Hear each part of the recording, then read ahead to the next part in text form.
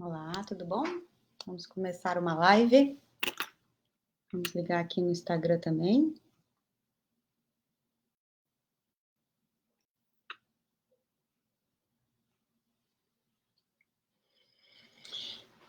Boa noite a todos. Quinta-feira, novamente, 8 horas, estamos aqui pontualmente trazendo informações sobre a área previdenciária. Na semana passada, a gente fez a live e tratamos sobre questões de contribuições, sobre algumas mudanças de legislação, né? E essa noite a gente vai trazer o assunto de pensão por morte, né? Que foi uma das perguntas que foram feitas na semana passada, e a gente deixou esse assunto, que é um assunto bem complexo, para essa semana. Boa noite, Larissa, boa noite, Fernando, colegas de escritório, queridos. Boa noite, pessoal, aqui no Facebook também. Fiquem tranquilos que a gente vai responder as perguntas na medida do possível que eu me achar nesse trem aqui. Estamos aprendendo a usar essas ferramentas. Boa noite, Luana. Boa noite, doutor Silvio, tudo bom? Ah, desculpa, chamo de doutor, ele não gosta. Uma boa noite a todos. Entrando já um pouco no tema, que é um tema longo, boa noite, doutor Tiago Kidrick, Tassinari, colegas, queridos, muito feliz de ver vocês aqui, né? A gente vai falar sobre pensão por morte. Pensão por morte é um benefício que sempre traz bastante dúvidas para as pessoas, e não é à toa que vem dúvidas, porque esse benefício passou, assim como muitos, por várias alterações. Boa noite, nessa os últimos anos até. Teve a reforma da Previdência, mas já antes da reforma, a pensão por morte já vinha sofrendo, vamos dizer assim, uma diminuição, assim, uma restrição de direitos do que a gente tinha antes, né, de valores, de benefícios, enfim, o tempo de benefício, os dependentes que estavam envolvidos, e a gente já começa a perceber, de longa data, de governos anteriores, enfim, a questão de restringir direitos previdenciários, e a pensão por morte foi uma dessas questões que passou por aí. Boa noite, Cris Morim, tudo bom? Boa noite, Carlos Assis. Bom, vou começar falando do benefício e depois eu vou tentar responder as perguntas que surgirem. Na medida do possível, vou tentar seguir uma linha de raciocínio para poder a gente abordar tudo que tem sobre pensão por morte. Primeira coisa importante que a gente tem que ter quando fala de pensão é que o fato gerador vai ser o óbito. Então, independente do que tiver valendo hoje de legislação, o que vai determinar os direitos e como é que eu vou ver esse direito, esse benefício, vai ser a data do óbito do segurado. Então, a data do óbito vai fixar qual é a legislação que eu vou abordar. Vamos começando aí com algumas alterações que a data do óbito pode trazer. Antes de novembro de 97, por exemplo, a data do início da pensão não tinha problema, eu ganhava desde o óbito, independente de meu pedido ter demorado 30 dias, 90 dias, ou independente do tempo que eu tivesse pedido. A partir de novembro de 97, surge uma lei nova e coloca que esse benefício tem que ser requerido em até 30 dias da data do óbito.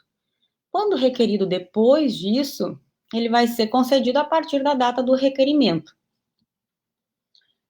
Pessoas incapazes, absolutamente incapazes, em vários, esses não tem data, não corre prescrição contra esse, então não tem problema pedir depois desse prazo que eu estou falando de prazo para as pessoas, para os demais dependentes. Até 2015 valeu isso. Em 2015, com a Lei 13.135, surgiram muitas alterações na pensão, e uma delas também foi isso. A data de início do benefício, requerido até 90 dias depois do óbito, é a data do óbito. Só que tem uma continuidade nessa mesma alteração, que extrapola um pouquinho a legislação previdenciária, porque vai de encontro com a legislação do Código Civil, que é a questão dos incapazes.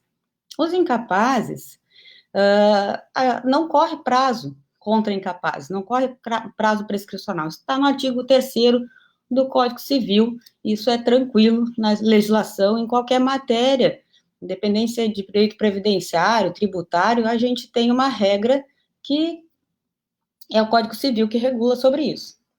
Mas daí veio a Lei 13.135 e resolveu que contra incapazes tem prazo.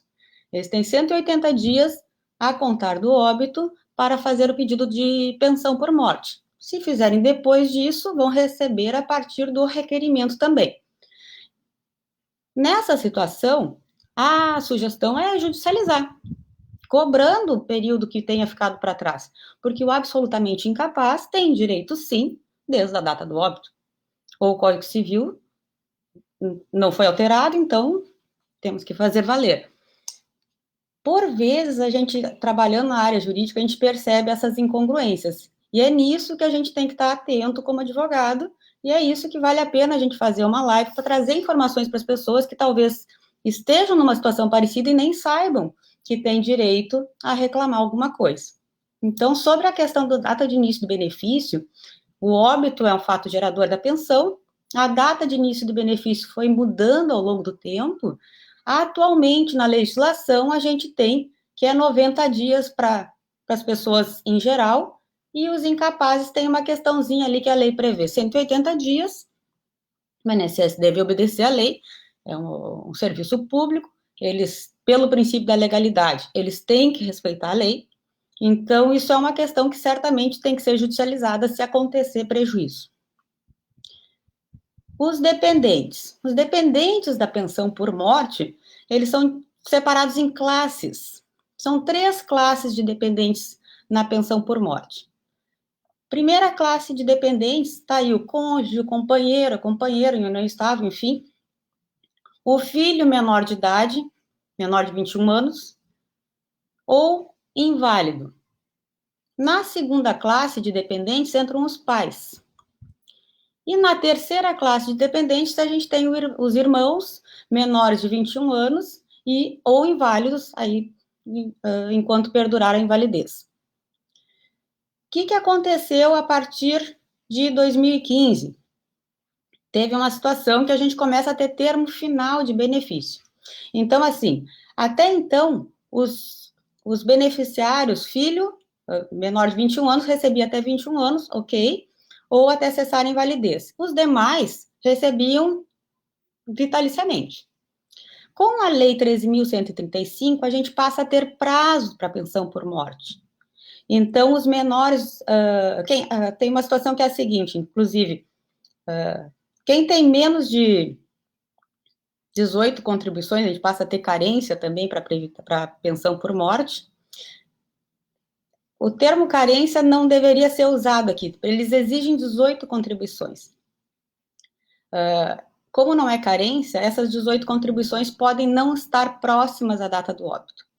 Hoje em dia, a gente tem, então, essa situação. Para concessão da pensão por morte, a gente precisa ter mais que 18 contribuições na vida laborativa do segurado falecido. Tendo mais que 18 contribuições, a gente tem um benefício que vai perdurar por mais de 4 meses. Tendo menos de 18 contribuições e tendo falecido sendo segurado da Previdência, vai gerar o benefício de pensão para os dependentes, mas por apenas 4 meses. Essas 18 contribuições, então, são uma condição que traz um termo final bem curto. Os cônjuges, a partir da Lei 13.135, passam a ter prazo também, passam a ter termo final conforme a idade da pessoa, é o tempo que essa pensão vai ser paga para esse dependente. Então, o que a gente tem hoje? Dependentes, a viúva ou viúvo que tiver menos de 21 anos, vai receber esse benefício por 3 anos. De 21 a 26 anos de idade, o dependente, viúvo, enfim, vai receber por 6 anos. De 27 a 29 anos, por 10 anos. De 30 a 40 anos, por 15 anos. De 41 a 43 anos, vai receber por 20 anos. E só a partir dos 44 anos de idade é que o dependente, o cônjuge dependente, vai receber vitaliciamente esse benefício. Então, a gente vai ter esses termos finais aqui de pensão por morte, que antes era vitalícia para o cônjuge ou ex-companheiro, enfim, do segurado falecido. Sobre o valor da pensão também, teve muita alteração, e alterações que trouxeram prejuízo para os dependentes, prejuízo no sentido de que baixaram os valores de benefício em geral, e o da pensão sofreu muito com isso. O que a gente, então, até 2019? Fechar aqui. A gente tinha até 13 de novembro de 2019, que é antes de entrar em vigor a emenda constitucional 103, a média das 80% maiores contribuições. Então, um benefício de pensão era calculado com base na média das contribuições maiores, e os dependentes ganhavam 100% disso dividido entre eles. Então, se eu tivesse uma média de contribuição de R$2.000, se eu tivesse 2 dependentes, cada um ia receber R$1.000, enfim, ia ser rateado entre eles. Após a emenda constitucional, a gente tem que pensar em cálculos já bem mais complexos para a pensão. A gente tem que começar a separar conceitos como uma coisa vai ser a base de cálculo e outra coisa vai ser a cota familiar. Então, a gente vai para ter a base de cálculo, qual é o valor base dessa pensão? A gente tem que calcular da seguinte forma: a gente vai pegar 100% dos salários, não vai mais excluir os menores, e vai fazer a média deles. Tem duas situações. Se o segurado falecido era aposentado, então vai ser o benefício da aposentadoria à base do cálculo da pensão. Se ele estava na ativa, então vai se calcular como se fosse uma aposentadoria por invalidez na lei atual. E essa aposentadoria por invalidez na lei atual é calculada da seguinte forma: 60% mais 2% por ano que exceder ao 20º para o homem e ao 15º para a mulher. Então, eu vou ter um cálculo que parte de uma base de 100% das minhas contribuições, e vou receber 60% disso, mais 2% por ano de contribuição. Então, vamos supor que a pessoa, o falecido, um homem, tivesse 21 anos de contribuição e faleceu, estava trabalhando. Nesse exemplo, ele teria 62% do valor do seu salário. Vamos supor que seu salário fosse de pegar um valor fácil, mas não tem valor fácil para advogados, olha que interessante, todos os cálculos são complexos. Ele vai receber 62% da média. Se fosse R$1.000, não pode ser menos que o mínimo, mas só para tipo de cálculo, para exercício. Ele receberia 620 a base de cálculo. Então, 620 seria a base do cálculo. Se ele tivesse deixado uma viúva e 2 filhos, tendo essa base de cálculo, a gente ia pegar o seguinte: as cotas seriam 50% mais 10% por dependente. Então, eu tenho uma viúva e mais 2 filhos. Eu tenho 3 dependentes. Então, tem 50% mais 30%, são 80%. Eu vou receber 80% daqueles 62% que era a minha base de cálculo. E aí, esse resultado final é que eu vou dividir entre os 3 dependentes. Uma outra coisa que é interessante é que é o seguinte: quando desses dependentes ficar maior de idade, um dos filhos vão atingindo a maioridade e vão saindo do benefício porque passaram dos 21 anos e não tem mais direito. A cota não vai mais voltar para o cálculo e reverter em favor de quem ainda recebe. Agora se perde, cada um segue com seus valores e não se reverte mais a cota em favor do monte, vamos dizer assim, do valor global da pensão, que era uma situação que a gente tinha até novembro de 2019, até o dia 13 de novembro. O cálculo apenas tem diferença se o óbito decorrer de acidente de trabalho. Se a morte for decorrente de acidente de trabalho, aí a gente vai ter uma base de cálculo de 100%. E sobre essa base de 100%, a gente vai aplicar as cotas, né, conforme o número de dependentes. Mas, da mesma forma, segue a regra que não vão ser reversíveis essas cotas. Outra parte importante também, que é interessante sobre os dependentes.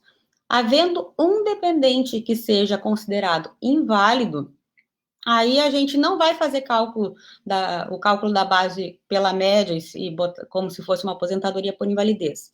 Aí essa pensão vai ser de 100%, e a base vai ser 100%, e aí aplicam-se as cotas em cima dos 100%. É como se fosse um acidente de trabalho, mesma lógica.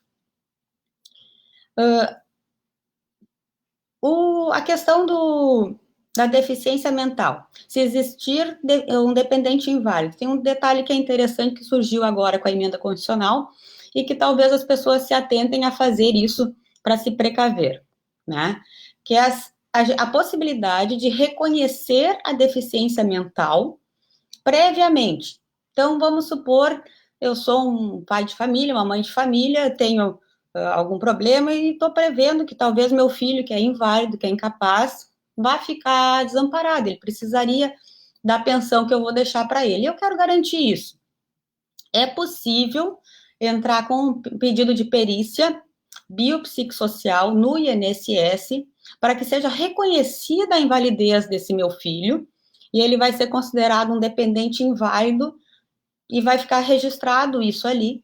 E quando for necessário esse benefício, não vai haver, em princípio, questionamento. Vai ser mais fácil a vida desse meu dependente inválido para requerer esse benefício e ter o cálculo de 100% garantido na sua base lá, quando for a época disso acontecer. Isso é importante e é uma informação que deve ser trazida para as pessoas, porque muitas vezes a gente atende pessoas no escritório e eles têm esse receio, eles sabem que são, dependendo da faixa etária, da sua situação de vida, que eles podem vir a óbito e deixar o seu dependente desamparado. Isso é um medo e eles precisam resolver essa situação para ficarem mais tranquilos. Então, nessa situação, a gente tem essa oportunidade na lei, né, de previamente, então, entrar com um pedido de reconhecimento da invalidez desse filho para fins de pensão. O INSS não pode negar pensão por não cumprimento integral de exigência, apresentar certidão de nascimento do instituidor. Isso mesmo, está corretíssimo. Aproveitar o gancho aqui trazido pelo colega, o INSS não poder negar pensão por não cumprimento de exigência, o INSS não pode negar e nega. Né? Na prática, isso acontece e não poderia. Como é que a gente resolve isso? A gente resolve isso através de um processo judicial. Né? Então, a gente faz a parte da gente, quando entra com processo administrativo no INSS, cuidando para que ele seja bem instruído, com o que for possível instruir, porque por vezes as partes não têm os documentos e a gente tem que verificar o que é possível, mas o INSS, por sua vez, ele não está ali, não é um processo no qual a gente está indo contra. Na verdade, é um processo administrativo, tem que ser visto como duas partes colaborando. Tanto o INSS quanto o segurado, ou o dependente, no caso da pensão, estão buscando o reconhecimento do direito. Então, elas devem colaborar para reconhecer da melhor forma aquele direito e dentro da legalidade. Então, dentro desta lógica, que não é a lógica do contencioso lá no judicial, que a gente tem uma parte contra a outra, no processo administrativo, a gente deve ter duas partes colaborando. E, infelizmente, não é bem assim que acontece na prática, né? E a gente precisa, muitas vezes, judicializar as questões. Mas é importante a gente saber que tem esse princípio no processo administrativo e isso nortear, então, a forma como a gente vai lidar com o INSS nas situações que a gente não tem a documentação completa, as certidões, enfim, e a gente usar da prerrogativa de pedir que o INSS, como órgão público, providencie essa documentação, porque também temos, dentro da legislação, o princípio de que os órgãos devem colaborar entre si. Então, as partes também devem ter essa facilidade, o órgão público deve oficiar os outros órgãos, eles devem observar a transparência e a comunicação entre si deve ocorrer para facilitar a vida da parte hipossuficiente, no caso, que é o dependente, o segurado, enfim, que está ali solicitando seu benefício. Por não podemos deixar ainda de tratar uma questão que tem sido recorrente, que é agora a lei alterou e a acumulação de benefícios foi limitada, o que trouxe cumprimento de exigências em quase todos os processos administrativos que estão tramitando. O que está acontecendo? Até então, a gente tinha benefícios previdenciários, cada um era respeitado, vamos dizer assim, cumpridos os requisitos, as pessoas recebiam seu benefício integralmente. Então, eu sou aposentada por tempo de contribuição ou por idade, porque eu recolhi minhas contribuições e cumpri meus requisitos e tenho meu benefício. E surge a fatalidade e venho a ficar viúva e teria direito à pensão por morte integral também, porque houveram contribuições que esse segurado falecido fez e que amparariam essa concessão desse benefício integral. Então, veio a emenda constitucional e mudou isso, simplesmente. A gente agora não tem mais a acumulação integral de benefícios. E aí começaram, por isso, a vir exigências nos processos administrativos. Quem tem processo administrativo tramitando está vendo e está preenchendo uma declaração para dizer se existe ou não existe outro benefício sendo recebido, tanto faz do INSS ou de outro regime, em razão da mudança que a emenda constitucional nos trouxe. A acumulação de benefícios, então, foi limitada. Eu vou ter direito a um benefício na forma integral, vou optar pelo de maior valor, e o outro benefício, ou outros benefícios, dependendo da situação, pode ter direito a mais até, mas o segundo benefício passa a ser pago de forma diminuída e escalonada. Vou trazer os números aqui, mas só para a gente ter o raciocínio. O benefício de maior valor, ele é preservado. O outro será aplicada uma diminuição progressiva. Então, o valor que for acima de um salário mínimo, até 2 salários, eu ganho 60% dele. Acima de 2 salários até 3, 40%. De 3 a 4, 20%. E acima de 4, 10%. Isso vai ser feito um cálculo e eu vou receber, vamos dizer assim, de forma bem diminuída o segundo benefício. Ele só não vai poder ser inferior a um salário mínimo. Então, no caso de eu ter um benefício de aposentadoria e ter um benefício de pensão, se esta pensão também for salário mínimo, for de salário mínimo, enfim, a minha aposentadoria pode ser maior, neste caso, eu vou receber o meu salário mínimo de pensão e eu vou ter os dois benefícios de forma integral, mas por ser salário mínimo. Se for maior que o mínimo essa pensão deixada, o valor que exceder esse salário mínimo, aí vai ser aplicada essa escala de percentuais aqui. E eu vou terminar recebendo bem menos do que eu teria direito. Sobre essa escala aqui, junto com a ideia das cotas, é que acontece uma diminuição bem, vamos dizer assim,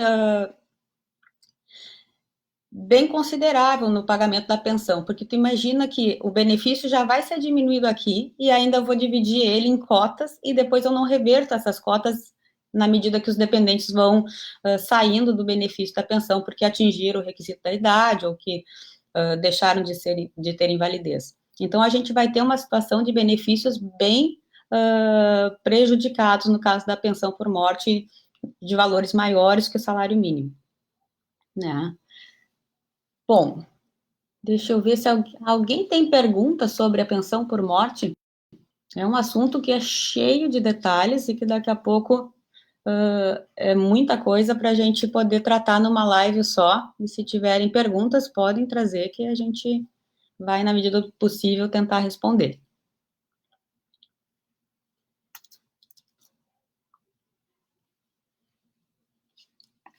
Eu vou aproveitar e falar um pouquinho, para não deixar essa live tão longa. A minha ideia é fazer uma live sempre de 20 e poucos minutos, menos que em torno de 25 minutos no máximo, para não ficar muito longa. Mas eu vou falar um pouquinho sobre, se não temos perguntas, sobre a questão da revisão da vida toda, que é um assunto que está vindo agora desde a decisão do STJ, que ocorreu no final do ano passado, que foi favorável a esse tipo de revisão, é um assunto que tem sempre sido recorrente nos atendimentos e as pessoas vêm perguntar. Então, a ideia é a gente fazer na semana que vem uma abordagem mais profunda sobre revisões, inclusive a da vida toda, então o assunto para a próxima live vai ser revisões. Mas já adiantando um pouco sobre a revisão da vida toda, aquelas pessoas que já estão aposentadas, e isso não faz mais de 10 anos, porque a gente tem um prazo de decadência aí para observar, essas pessoas que já estão aposentadas e não têm 10 anos, podem entrar com pedido de revisão, pedindo para que sejam incluídas as contribuições anteriores a julho de 94. Isso gera uma boa alteração de valor de benefício ou não. Por isso, nesse tipo de revisão, a gente deve observar o profissional que está entrando com esse pedido na justiça, porque é através do judiciário que vai ser reconhecido esse direito, para que ele tenha feito os cálculos, porque vamos pensar um exemplo. Se a pessoa recebia, em média, sempre o salário mínimo durante a sua vida, não vai mudar eu acrescentar salários anteriores, né, para ter um benefício depois recalculado, porque eu vou ter uma média de salário mínimo igual. Vai ter diferença para as pessoas que tiveram benefícios, salários, enfim, maiores que o salário mínimo, maiores que o seu salário de benefício, e com esse acréscimo de salários dentro do seu período de cálculo, a gente vai ter uma média maior de contribuições. Isso sim vai valer a pena fazer. Então, é necessário fazer cálculo para a revisão da vida toda, para a gente saber se vale a pena entrar com esse tipo de processo. Mas, tendo aumento de salário, vale a pena entrar com a ação, porque temos uma jurisprudência já de um tribunal superior, que é o STJ, favorável a esse tipo de concessão. Valor dos atrasados, temos uma pergunta. Valor dos atrasados na pensão no prazo de 90 dias. São contados em dias corridos? São contados em dias corridos. São contados em dias corridos. Até se algum colega aí tem alguma informação diferente, mas em princípio eu tenho a ideia de que são contados em dias corridos. Deixa eu até pegar aqui. Não vai demorar, não achei que estava bem à mão. Anderson, boa noite, tudo bom? Olá, doutora, minha esposa ganha pensão por morte, ela nunca contribuiu para o INSS, pode pagar e acumular futuramente outra aposentadoria?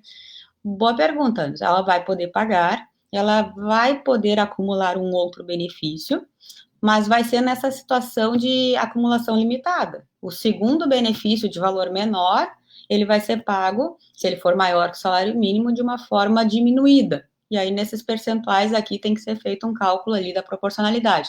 Por isso que é interessante fazer um planejamento previdenciário. Eu vou começar a pagar a contribuição para o INSS, para ter direito a uma aposentadoria e já tenho um benefício de pensão. Hoje em dia, tem que verificar sobre qual valor vale a pena pagar essas contribuições, se é possível escolher, né? Para ver se eu estou pagando sobre um valor que depois vai resultar em um benefício correspondente. É bem possível a gente ter situações das pessoas estarem investindo um valor muito maior e chegar na hora da concessão e ter um benefício de salário mínimo, e aí não ter compensado aquele investimento todo. A Cristiane Morim está perguntando, a pessoa que recebe pensão por morte pode casar novamente? Isso também é uma questão que vem recorrentemente. Sim, a pessoa pode casar novamente. Isso é uma questão que, na regra do direito militar, lá tem outras situações que é uma outra legislação, só que o boca a boca por aí termina espalhando e fica o dito pelo não dito. No regime geral, é tranquilo, a pessoa pode casar novamente, não vai perder o benefício. No regime próprio, servidores públicos da mesma forma, não vai perder o benefício e pode casar novamente, não tem problema. Se esse é o motivo de não casar, não é motivo, pode casar. Um abraço a todos. Eu vou começar a me despedir, então, e desejar uma ótima noite, um ótimo feriado. Aproveitar que amanhã é Dia do Trabalhador e prestar minhas homenagens e minha gratidão de coração para todos os trabalhadores e, em especial, aos trabalhadores da área da saúde, né, que a gente, nesses momentos de fragilidade humana, a gente percebe o quanto a gente precisa desses anjos da guarda trabalhando para o bem comum, para o bem de todos. Então, nosso muito obrigada, né, em nome do escritório também, que com certeza todo mundo é muito grato a todo o pessoal que trabalha na área da saúde. Então, na pessoa dos trabalhadores da área da saúde, um ótimo feriado de Dia de Trabalhador e vamos aproveitar e torcer que logo as nossas vidas voltem ao normal, nossos trabalhos voltem ao normal, né? Mas que enquanto isso não aconteça, que a gente consiga se reinventar e se readaptar a essas novas mudanças, essa nova vida que está acontecendo aí com todo mundo, tá? Aproveitar para ter solidariedade, ter compreensão com todo mundo, na medida do possível, tornar a vida de todos viável, certo? Tem mais uma perguntinha aqui, perguntei dos prazos, pois houve óbito em setembro de 2019 e o requerimento em março de 2020. E ainda assim o INSS pagou atrasados. Sim, a data do óbito é que é importante, né? Sempre a data do óbito que vai nos fixar o início do benefício. O INSS, no caso de um óbito ali, que o colega colocou o exemplo em setembro de 2019, a gente estava com a regra dos 30 dias ainda, então vamos ver o que aconteceu. Bom, ali a pergunta 180 dias corridos estava correta, então a nossa informação. Obrigada, Fernando, pela conferência aí. Um grande abraço, já me despedi e já me alonguei, então uma boa noite a todos e fiquem bem, tá? Fiquem em paz.